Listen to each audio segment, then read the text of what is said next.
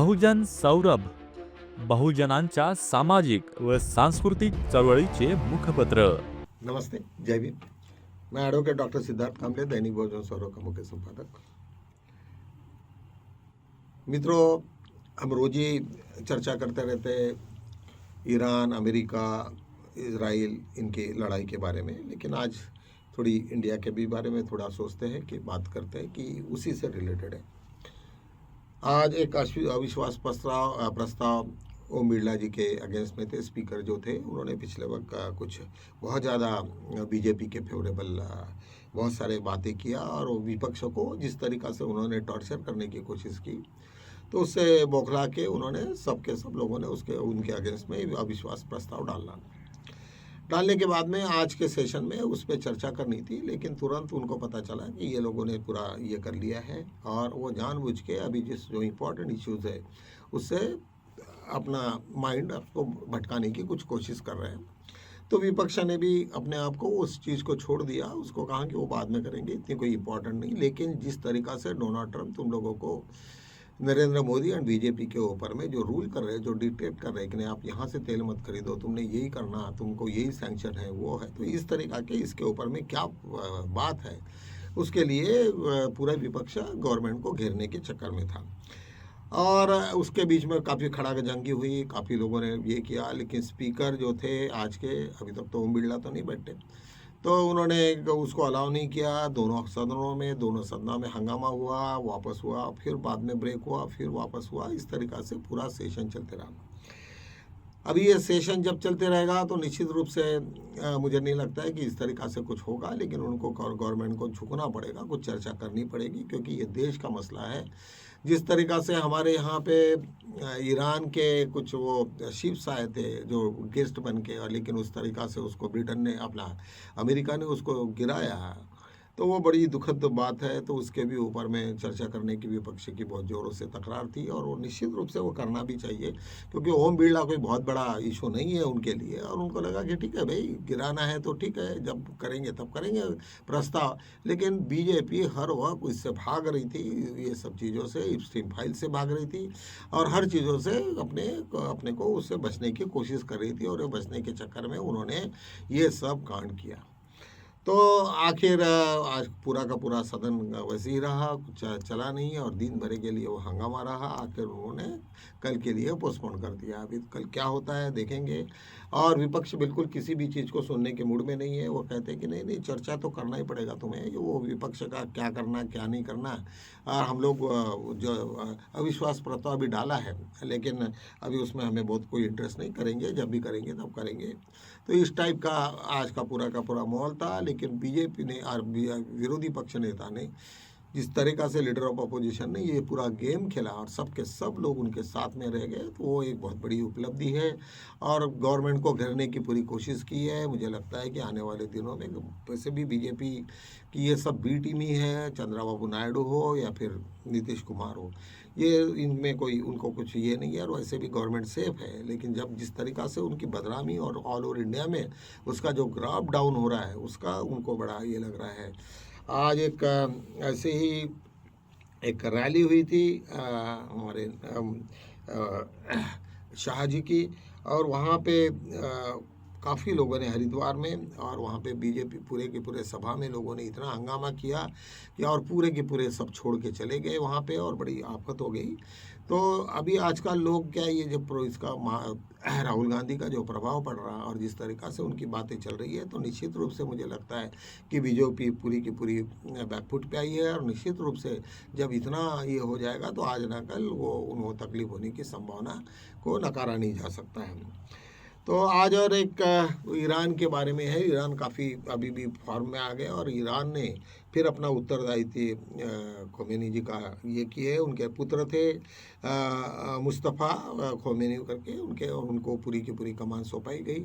वहाँ पे उनकी एक कमेटी होती है, वो कमेटी सभी चीज़ों का ये करा के उन्होंने उनको चीफ बनाया ईरान का, जिसके वजह से पूरी की पूरी अमेरिका और इजराइल बौखला गई है, क्योंकि वो ज़्यादा कट्टरपंथी है। तो मुझे लगता है कि शायद उसके बारे में, और लेकिन डोनाल्ड ट्रंप को उनको क्या करना था अमेरिका को कि भाई हमारे फेवरेबल हो, हमारा ये हो, हमारा हो, सब बकवास बातें सब चल रही थी।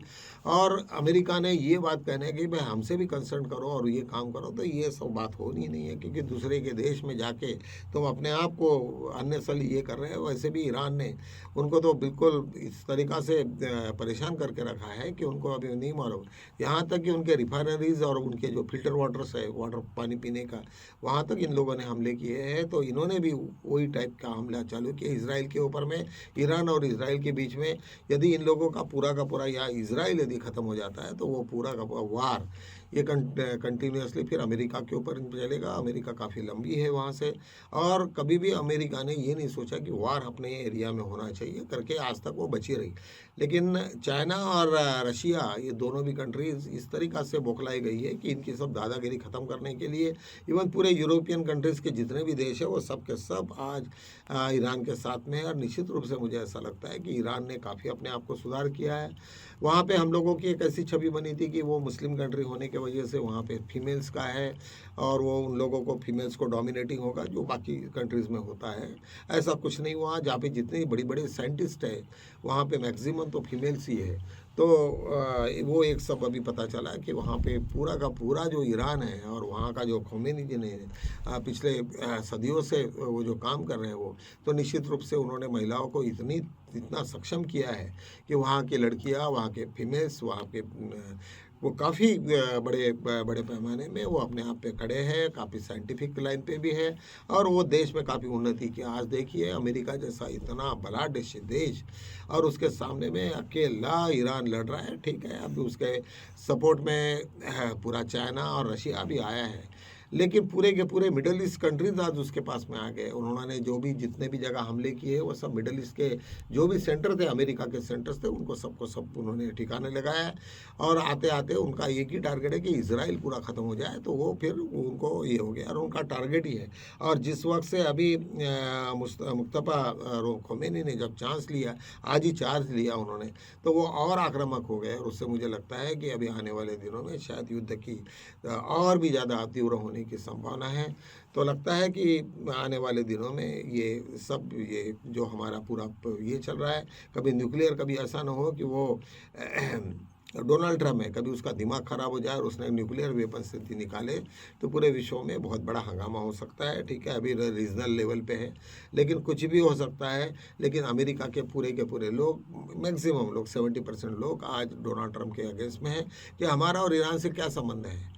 जब हमारा कोई संबंध ही नहीं तो हम लड़ाई किस लिए है? क्योंकि इजराइल को तुम्हारा दोस्त होने की वजह से, तो करके वहाँ पे बड़े लोगों को क्वेश्चंस कर रहे हैं। वहाँ इवन मिलिट्री में भी वहाँ पे बहुत बगावत है हर जगह पे, और अमेरिकन सोल्जर जो भी मिडल ईस्ट में थे वो लोग भी काफ़ी डिस्टर्बिंग है, अलग अलग जगह पे होटलों में छुपे हुए हैं। लेकिन अभी भी वो ईरान इस तरीक़ा से उसको अपने ड्रोन के थ्रू उन पर वार कर रहा है, तो निश्चित रूप से बहुत बड़ा है।